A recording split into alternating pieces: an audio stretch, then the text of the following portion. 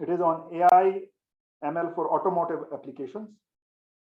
Artificial intelligence uses data and algorithm to replicate human decision thinking ability.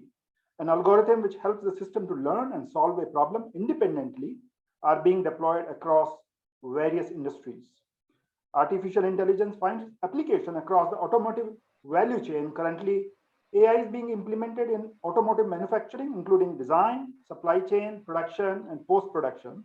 In addition, AI is being implemented in driver assistance and driver risk assessment system, which is transforming the transportation sector. In the automotive industry, the implementation of artificial intelligence is at a lower rate compared to some of the other sectors. In terms of AI technology adoption and implementation, the automotive industry can probably be categorized as new adopter. To understand what it means from an expert, it is my pleasure to invite Dr. Ganesh Bokare, VP Technology, AI Vision and Learning with Smartron Technology. Dr. Ganesh is a PhD in Electronics Communication from IIT Mumbai with major in signal processing. He has 25 plus years of rich experience in computer vision, machine deep learning algorithms on embedded edge and cloud platforms. He has worked with various semiconductor companies like TI, Cirrus, Logic, Connection System, and Apical Limited. Please welcome Dr. Ganesh. Thank you, Kamal. Can you hear me? First, I want to test this. Yes, I can hear you. I can see your slides. Thank you. Okay, great. Thank you. So thank you, ESA, and all the members of the ESA, as well as the audience for giving opportunity to talk on this topic. Let's jump into this because we are having a timing constraint. So what is the objective of this half an hour presentation? Here to address the what is the AI philosophy applications, especially focusing on automotive domain. In automotive domain, we'll be focusing on the ADAS, which is a advanced driving assistance system, and autonomous driving, which is a very you can say the hot cake in the market. That is our objective of this oral session, and what is the takeaway for you? So basically, the right approach to understand the AI concept, because it is highly hyped, and majority of the people don't understand the core technology. Just I call them as a googly Google people. Just Google some top level stuff and throw the ideas. So that is not an AI. So we'll see. So objective is to understand AI with the right concepts, terminology, and perception. Second one is what are the practical problems and the future scope of ADAS and AD. And then what is obviously the future scope for the research. So that is a takeaway from this session. So we'll go to the next slide. I think introduction is already been given. So I want to skip this slide. Okay. Now we'll see what is artificial intelligence. It is a highly abused word. Artificial intelligence, people feel it is a god. It can do any damn thing, and that is absolutely wrong. So in AI, there is simple philosophy. If you'll see, no algorithm is good. People think AI can do any damn thing. That is absolutely wrong. There are a lot of algorithms are there, and no algorithm is good. But some algorithms are useful, and that you can transform into a product. So first thing, what is a AI? AI is basically a you can say the biological inspired concept of human intelligence, which they are trying to mimic into the machine. And here machine refers to computers.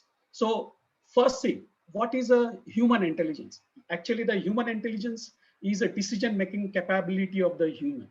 That is called the human intelligence. And human intelligence at top level works in two different ways. The first part is understanding the various objects or segregation of various objects, and then recognizing the object. So such type of analysis is it is called a classification problem in AI terminology. And the second one is based on the history data, human does the processing, and they are prepared to take the next decision for the better performance or better life, or you can say the better cost function. So that is a top level description. But for example, you are driving a car, you can see the surrounding, and then you can decide whether I should speed up my car or I should brake the car. So this is called a predictive analysis. So overall, AI analysis of a human intelligence system is classified into the two categories.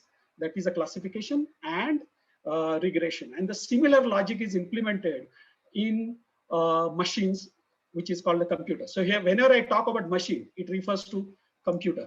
So how does artificial intelligence is bring into the life? There are two aspects. The first part is a model, which is like a mathematical model. So that mathematical model gives you the decision-making capability. Either it is a classification or a regression problem. So here, both are modeled using a simple mathematical function y is equal to f of x comma w. So this is what we have studied right from school. Now here, normally we write f of x. Nobody writes a w, but w, these are nothing but the parameters, and it plays an important role in the artificial intelligence or defining the artificial intelligence in computers. So what do you do about this function? So basically, just like a human, when we are small, we start learning, we'll start capturing the data and we'll start learning, and then our brain will get trained. So this equation is a brain, and that need to be trained. And how do you train? So basically, the training involves this estimation of weights, and also it involves the data and the output. So known data, known output, our brain gets trained. Similarly, the computer gets trained, and then once your model is trained, you can deploy in the real life, which is called the inference operation in AI terminology. So how do you train your weights of this mathematical model? So there is a training algorithm which is called stochastic gradient descent algorithm. So no need to worry about what is a SGD and all this stuff, but top level, you can envisage is some algorithm which will estimate the weights W using known data set. And data set is nothing but your input and the output. It is a combination of input and output, where very often in you can say the AI literature, people call the data set. So Xn is your input while the Yn is your output. How do you get this data set in real life? So obviously the answer is the sensors. And there are different types of sensors, which is like a camera, LiDAR, radar, sonar, audio key. This is not a complete set, I will say, but this will cover the major aspect. And as far as whenever I will constrain my discussion to the ADAS and AD, autonomous driving, I'll focus on these sensors only. So here, how these sensors are deployed in real life as far as autonomous driving is concerned. So you will find this is a car. You can see the car model. And these are the various typical sensors located inside the car. You can see the camera, MEMS, LiDAR, radar, and ultrasound. These are, again, I won't say it is a complete set, but these are the typical sensors used in autonomous driving. So here, this is a flow. So you will get a data. Right now, don't worry about the sensors. It is just for the understanding purpose. So we'll focus on the data. Now, how do you train the model? So you can train the model by feeding the known input Xn, and then you see the output predicted by your model. Now, this output initially in the training process is not good one, and that's why it is called a training. So your training will start improving the performance of your model by updating the weights W. And how do you update the weights? Initially, you'll find these predicted outputs are not good enough. So you'll get a lot of error, and error is our cost factor, which will decide how to update the weights. Okay. Now, these weights can be updated using a Taylor series. Right now, again, don't worry about this mathematical aspect, but the conceptual part of, if you see this equation here, I'll use pointer option is laser. Yeah. So if you see the mathematical aspect, this is a Taylor series. If you'll expand, then you'll find these weights, equation for the weights, and then these are the simple tricks used to update the weights. Now here the idea is you can update the weights W in such a manner, or in every iteration, you'll get improved performance. Now this improved performance will depend on your overall performance expectation from the model. Typically, we call it as an accuracy or error, or you can say the error should be less than 1%, or accuracy should be more than 90%, 95%, 99%, depending on your application requirement. And if that one is not satisfied, means there are some problems in your training of the model. Now, very often I saw the oral discussion since morning. People are saying the models are not perfect, models are not working, there are some issues. The issues are lying here. Very often, if you don't train the model properly, then you won't get a desired performance in the real life. And there are two answers for that. The first answer is overfitting of the model or underfitting of the model. Now that are the mathematical aspect which very often the top level management people don't understand, and they simply start fighting on this issue. But one has to understand that part, and that's why you have to go in a repeated training of your model, especially for the deep learning model or bigger models. So once you're happy about your model weights, and if you see your performance is good, so there is a validation process as well before you deploy the model in real life application. So you apply on the unknown data, validate your model, and then if you're happy, then you deploy in the real life. So in real life, this process is called the inference process. So you apply unknown inputs and see the output, and you benchmark your result. Once you benchmark your result and you get a same performance as whatever you got it in your training process, you are ready to go. You are ready to deploy your model, and then you can deploy it on any hardware platform. So that is there are many platforms. One is a SoC, system on chip. Second one is a GPU platform. Third one is a vector DSP, and the software. Now here, what is a software and what is a hardware? So your mathematical formula is implemented as a software, and that will bring the intelligence into your hardware. Now, what is a hardware requirement?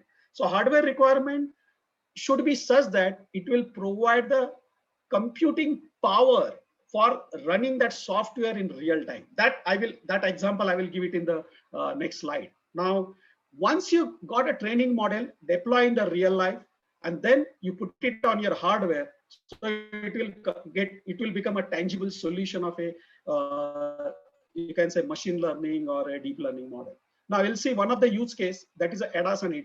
Now here, as I said, your y is equal to f of x comma w. Typically, this operation is a dot product. So this is a very simple operation, and this is implemented as a part of the hardware as well. Most of the hardware, all these GPU, SoCs, DSPs, or hardware accelerator, the basic computing cell is a dot product. And dot product is nothing but the neuron model of the human, which basically projects unknown data on the known data and derive one quantity, which is a C, which is scalar quantity, that gives the amount of correlation between your known vector and unknown vector. And that is the way the human brain works. And that is exactly mimic into the various models, whether it's a neural network, CNN, that is a convolutional neural network, LSTM, any machine learning model, the fundamental operation is a dot product. Now here in ADAS and AD, we'll see you have the model y is equal to f of x comma w, and that is nothing but one of the CNN, that is a convolutional neural net, which we'll see it in the next slide, LSTM or neural net. So here, what you have here? So basically, you'll have a classification model or a regression model. Now in classification model, you'll find a CNN and LSTM. Basically, CNN acts as a feature extraction, while your LSTM acts as a the timing analysis. So we'll see these models later on, but you'll have a top level, you'll have two models, regression and classification. And then what classification will do? So basically it is an object detection and recognition, while regression will do object tracking. Okay, that is it predicts the future. So that is a tracking operation. And object tracking can share the data from object detection, because the tracking of the object, you'll need the information from the object detection. And that's why they are connected like this. So what are their various object detection? Now we'll go in details of that, which are nothing but the pedestrian, traffic sign, vehicles, roads, markers, driver emotions.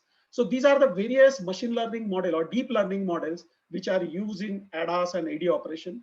So what is there in the tracking? So in tracking, people implement collision detection, line assist, path planning, routing, and there are so many. I won't say these are the algorithms which will form the complete set, but that will give the overall idea how ADAS and AD algorithms are implemented as a part of artificial intelligence and how they are deployed. So deployment is already explained in this first block diagram, while these are the algorithmic development in the AD and ADAS domain, that is automotive domain. So then you take the smart decisions here, and the smart decisions are applied to the intelligent vehicle kinematics, which are going to drive your steering or your gears, clutches, so which are called actuators. So all these actuators are controlled by your AI, and then you will get a driverless car. This is an extreme example I have given. It is a driverless car, but there are many versions of that, which we'll see which we'll address in the next session. Now here, the first part we saw the AI model, its designing, training, and then its use cases. Now we'll see what is the ADAS and AD. So first thing, how people think about it, how to make this understanding very simple, because this is a very, very complex domain and there are a lot of confusion and the development in the industry is going slow and there are multiple reasons for that. So first try to understand what is a autonomous driving. Okay, that is a driverless car. And then we'll see why they are segregated into the different levels step by step. So driverless car is basically you just remove the driver and give the complete control to your computer, which is running your intelligent software. Now, what is that software? We'll see it soon. Okay, so that is going to control your various aspects of driving, like your steering, your clutch, your brakes, and your gears. So how do you do that? What is the principle applied? So the simple principle is you sense the complete surrounding, then you make a plan, and then you act. These are the three-step process with a minimum risk maneuver and maximum safety standard. So once you follow this principle, then you will understand how the algorithms are developed. So here, the first thing is what do you mean by sense? So basically, you'll have a complete surrounding picture, and actually you can implement this. I have implemented this algorithm, and you can see the 3D surrounding around your car. Actually, means when I was working with a company, there was a actual real car with the LiDARs and various sensors, and on computer we can see this complete 3D world. And this is a real picture. This is not just a simulated picture. This is a real picture. And if you'll see the orange color circle and what your car is, that is your ego vehicle. That is the car which is using the autonomous driving concept.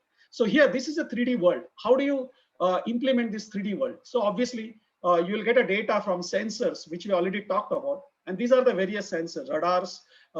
There are multiple radars, short range, mid range, and long range. Then LiDARs are there, which are used for the implementing or simulating or seeing 3D world and sensing range of various objects. And that is a very important thing. You are not supposed to only recognize the object and detect the object, but we have to understand their distance from your ego vehicle. And that's why the radars and LiDARs will come into the picture. The camera won't give the accurate measurement of the distance, but LiDARs and radar, these are the two sensors which gives the accurate measurement of all the objects surrounded by your car. And that's why they are required in real life. So here, once you get the sensor data, you can apply sensor fusion algorithm. This is another research area, because implementing fusion algorithm for these various sensors into a single image, it's another challenging job, but one can do it. There are a lot of papers available, a lot of algorithms are available, and obviously there are a lot of challenges, a lot of computational power is required. So many aspects are there. Okay, and then first part we'll cover, which is ADAS. Now in ADAS, which very often it is called a L0 or L1 level, where there is no autonomous driving, but ADAS is a advanced driver assistance system. It is a ease of driving. And nowadays you'll find in most of the cars, these features are getting deployed step by step. So in ADAS, what do you do exactly? There are various algorithms which will help the driver to avoid the hazardous conditions, because nowadays a lot of people are getting killed in various accidents because people don't understand the traffic sign, or they get, because of some problem, they don't see the traffic sign, they don't see the pedestrians, or suddenly somebody's coming into the road. So in this situation, you can give some control to the computer and they can apply their intelligence to, for example, emergency braking. If some kids comes onto the road, the car will get automatically brake. So that is one of the algorithm which will assist the driver. This is one of the safety feature. So here you can see the various algorithm, traffic sign recognition. So it will, when you are overspeeding the car, it will give the alarm to you that you are crossing the speed limit. So that's why traffic sign detection is there. Vehicles, surrounding vehicles are there, so you can avoid the collision with the various vehicle. Pedestrian detections are there, so it will alarm you there are a lot of pedestrians are there. So these are the safety features, which is also an integral part of ADAS or autonomous driving, autonomous driving. And that will control your actuators like emergency braking or cruise control, collision detection. So all these will finally will control the actuator. But still here, we are not talking about autonomous driving. Here the driver is still there inside your car or vehicle, you can say. Now we'll come back to the autonomous driving. Now, what do you need in autonomous driving? We want to replace the driver. That is a simple concept. So there is a very important algorithm, and you'll find many flavors of this algorithm, which is called SLAM algorithm, which is a simultaneous localization and mapping. So it does the two things: localization of your ego vehicle. So what is the exact position of the ego vehicle? And here the GPS and camera systems are used together to identify the position of the vehicle. And then you find the map. The mapping is nothing but whatever you see in this picture. It is a complete perception model of surrounding world, which can be 2D or 3D, depending on what kind of sensors you use. There is a lot of debating is also going on this, how to implement, whether you want 2D or 3D. And obviously, when you go for 3D, you'll need more computational power. So here, you'll get two results from the SLAM algorithm, which does localization, that is a step one, and second one is a mapping. So here, what applications are for the SLAM? So once you SLAM outputs the results, you can do the route planning, which are the separate algorithms, and that will take the input from the SLAM. And the second one is a perception algorithm. It will create this 3D world. You'll get the complete picture of 3D world, HD maps, surrounding objects, and then the car will actually start the maneuver operations. How does it start the maneuver operation? So it will do the path planning based on this route planning, and then it will control the actuators. How it will control the actuators? As we already saw, there is a vehicle kinematics and dynamic models are there, which are going to control your actuators in a optimal sense. Now, in this implementing this algorithm, we have to pass the compliance standard for both hardware and software. I don't want to go inside this because we are having a time limitation. But this is a standard used. Okay. Now here, now we'll go the details of every block. What are the various sensors used in autonomous driving? So basically, the first part is the odometry sensors, which odometry and GPS are used for the positioning of the vehicle, and that is one of the integral part of the SLAM algorithm, because it helps in localization of the vehicle in the 3D environment. Second one is a camera. There are different types of cameras: RGB camera, RGBD camera, or stereo cameras are also coming to the picture. And in the cameras have the limitation. In daytime, you can see the various objects, but in the night time, how do you handle the situation? So you need the infrared or night vision cameras. Second part is a LiDAR and radars, which are of two different types, 2D and 3D. Now see, these are so many parameters are getting involved, and it is very, very difficult for OEM manufacturer, especially car manufacturer, a drone manufacturer, robotics manufacturer, to decide which LiDAR should be used, 2D or 3D. So there are so many parameters are coming to the picture. One part is a technology part, second one part is a money. So whether it is affordable or not. So these are the two aspects, and people can do the brainstorming on that. Then next one is a radar, which are again three types: 2D, 3D, 4D, and we'll get a mid-range, short-range, and long-range radar, and that will get deployed inside the car in this fashion. Okay. Another part is ultrasonic sensor. Some car manufacturers use ultrasonic sensor as well, which is used for short distance parking assistance. So there are new generation cars are coming. So you just leave the car and it will do the automatic parking or valet parking. So there ultrasonic sensors are used. GPS is used for the localization. Then there are some specialized sensors are there, which probably will get deployed when 5G and autonomous driving, okay, or autonomous driver algorithms will start working together. And these are called V2X. Now, X can be your V2V, V2I. V2V is a vehicle to vehicle communication. V2I is a vehicle to infrastructure communication. And there are multiple flavors are there. But these are the two top level things, which is called a V2X. So there, the 5G technology will be used in your autonomous driving to give the directions to the driver or car. Now here, autonomous driving can have a driver, may have a driver present in the car. So that we'll see it later on. But that technology will also come into the picture, and a lot of virtual computing, edge computing will come into the existence because of the data centers. Right now, we are having a physical data centers. In future, when 5G technology will evolve, you'll have virtual data centers also, and that will bring the revolutionary, you can say, development or improvement in the car technology. But there are so many challenges are also there. 5G, a lot of people are excited, but the major problem of the 5G, it is suitable only for a short distance communication. And still you'll need a 4G. And many people are not aware about this because of the channel fading and so many limitations are there. 5G can transmit data at very high speed. It can go up to around 10 gigabits per second, but over a short distance, not over a long distance. And therefore, the 5G won't work alone. It will work along with the your old technology, that is a 4G.